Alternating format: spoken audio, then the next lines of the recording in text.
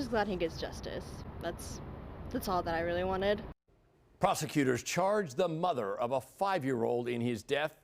The charges come more than 2 months after he fell from a window at a downtown apartment building. That mom faces one felony count that, if convicted, could send her to prison for at least a decade. I'm John Holt. I'm Lauren Halifax. Tonight, the court documents shed some light on what happened in the aftermath of that boy's death that led to this charge. Fox 4's Malik Jackson live at the Jackson County Courthouse. Malik, this charge carries serious time.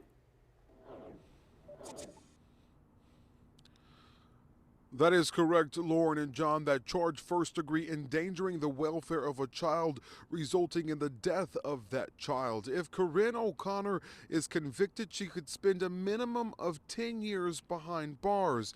Tonight, the county prosecutor weighing in, as well as the people who knew Grayson O'Connor, in some cases, the ones who took care of this little boy.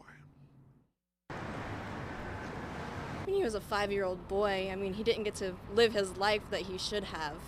And I work in childcare, and so that really hit hard. Weeks after memorial services were held and marches calling for justice for Grayson O'Connor, there was a sense of relief that soon those requests may be answered. Just because it hits close to my heart, just from my childhood and everything else like that, and growing up in an abusive home, it just wish he would have gotten help faster and sooner. Destiny Pride knew the little boy from not only living at the same building, but she attends the same church the boy and his mother went to. Now that mom, Corinne O'Connor, is behind bars, facing possibly decades in prison, as police say she failed to do what needed to be done to protect the life of her child.